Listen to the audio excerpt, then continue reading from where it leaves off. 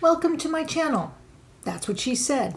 I'm Sid, she that said, and we're going to do another new deck spread, this time for the Akashic Tarot. It is just a 62 card deck, so it runs close to being more an oracle than tarot, but it is based on the tarot setup in major and minor arcanas. Now, I've been doing a series of videos, almost said emails, a series of emails. I'm going to try to shuffle this, but I don't think I will succeed. Oh, well, look at that. I've been doing a series of videos with a spread called the New Deck Who Dis spread by the Astral Alchemist that I found watching DeeVintion. That's DeeVintion's YouTube channel. And it's a deck to use with a new tarot deck to find out how the energies, how the deck feels usually work with its energies. This deck also had white edges, which I didn't like. So I believe this one I did with a gold Sharpie. I've since gotten these gold metallic paint pens.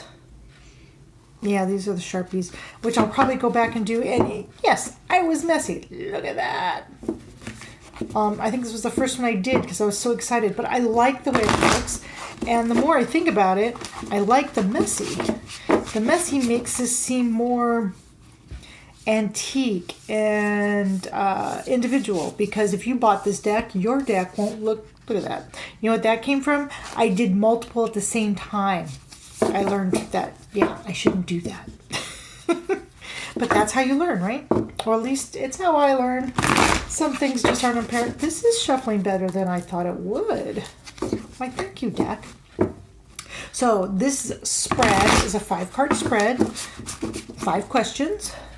Basically asking the cards what readings it likes, advice for me on how to use it, what will be best, what I will struggle with. And this is also supposed to be a deck that keys into the Akashic records, which is something that fascinates me. Because, you know, I love libraries. The Akashic Records is just a library, and I just want to consciously just go up there and start running through everything. But, you know, it doesn't work that way. Okay, if you've watched some of my videos, you've noticed that once I get a deck that's shuffling, well, I don't want to stop shuffling. Not horrible, but I think I'm done because my hands hurt. Time to pick the cards. The time of, let's see, this is a larger deck. Let's see if I can. Now you see why I don't do, I have high admiration for the people who can do this and not just throw cards all over the place, which is what I feel I'm about to do is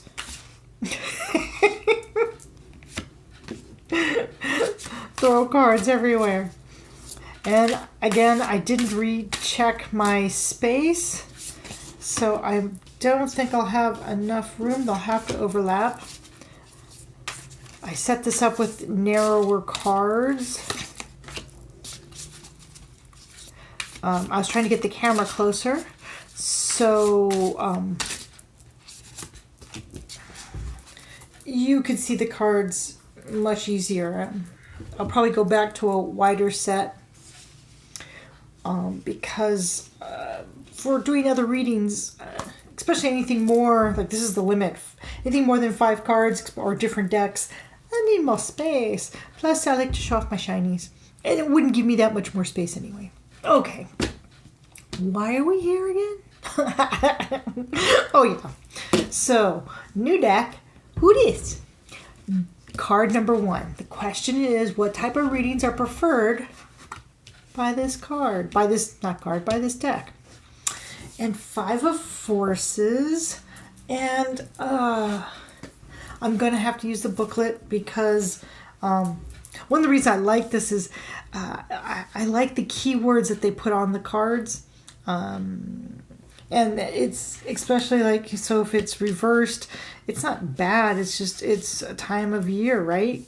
You got winter and you got summer. And forces seems like, so it's, I wonder if they explain it or not. Because the minor arcana, you've got scrolls, roses, forces, and keys. Roses, I believe, is cups. Forces may be wands, so fire. Scrolls would be swords, and keys, pentacles. Yes, I'm very positive on that, aren't I? But it doesn't even pretend to be close. So I'm going to have to see what the five of forces. Seasonal cycle. Let's see. And it's upright. So you want me to read out loud? Oh, okay. This seasonal cycle card reveals how best to spend your energy at this time. The beautiful sunlit sky of summer overlooks farmers working hard on their growing crops. Summer is a yang time of great activity, so this is your notice to get going. Action is an important part of this cycle, and it can take many forms. There may be something you can do to accelerate your professional life. This may be a perfect time to take steps toward your personal goals. Perhaps get more exercise, plan more social events, or start a fun activity you've been wanting to do. You might also reflect on what actions or perspectives you could attract a new romance or enhance your love life. This card tells you to consider what needs to be done, then go for it. So a cycle is a perfect time to create a smiling, self-loving energy and project it outward for the world to see.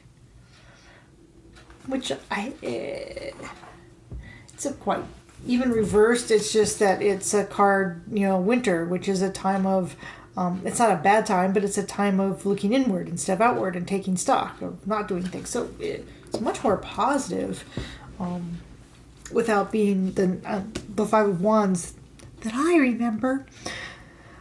So this card seems to want questions of a cyclic nature, of things that, do I need to do it now? What decisions do I need to make, and what should I do, and do it now?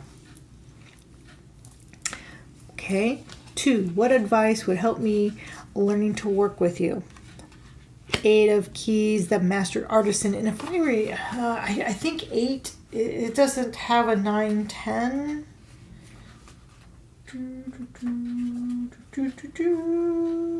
Sorry. Making you hear my singing. It's a horrible thing, but I do love singing. Just no one likes to hear my singing. Oh, Keys are the last. Maybe Keys of Pentacles? Yeah, it goes 0 through 8. There isn't a 10 card. So in a way, this is the culmination. So what would help me, the opportunity to offer your talent. So basically what would help me would be to offer my talents and to keep perfecting what I do. The better the sources I work with, the better the information I can give out. So keep perfecting my craft. Learn how this deck works. And it's kind of like, right? Wouldn't you say that anyway? Didn't need the cards to tell me that. 5, how might this deck help me grow as a reader? Another 8 card. Paths Unknown of Scrolls, which Scrolls I believe is the mental. It's the sword suit. And do pardon me for looking it up because it is so unlike. But I mean, the paths unknown, that kind of says a lot right there. I know how to take the fire road, right? It's easy. It's, you know, and I would probably, me personally, I'd probably end up over here on this path over here. I'm going to bring this a little bit closer. There's 3 paths there that are shown, let alone there's probably other ones that I came from. And this is going to the sun, but I tend to like to go, well, what's this one behind me? Oh, look at the little fox, and you got a squirrel. Whoa, this would be a great one. Are you a fox? Are you a squirrel? Are you a raccoon? But so the taking the road less traveled, the paths unknown, and how I choose to take them would help me grow as a reader. I'm going to read really quick, and I'm not going to read out loud because it's faster, because I'm just, you know, yeah. What I just said is what it kind of says here. That, you know, any opportunities will be unseen, but pick a path. Go with it. Learn along the way. Take your scrolls. Take the furry animal. And go. Okay, where might I struggle a little? 7 is intricacies and industry. So yeah, I will struggle. I'll look it up, but small print. That's what I see here. Small print is the details. I'm a big picture person, but some cards, you need the small print. You need to know what that foundation is, and you need to put in the time to make sure you understand what that foundation is, because it matters. It colors and shades the meaning, because, well, words matter. And if you don't use the right word, you could completely change what it was that the card is trying to say. So I'm just going to, again, because at first it starts with a description of the card, but you don't need that.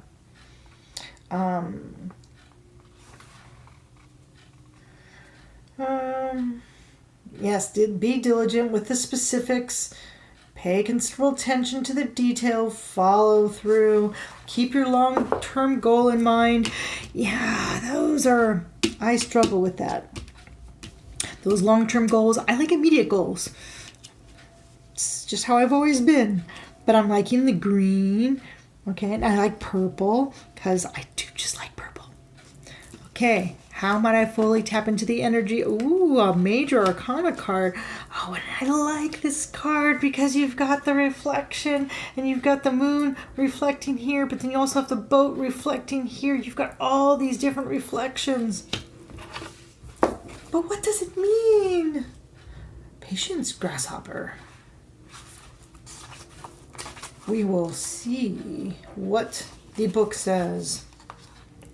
And again, I will skip over the description.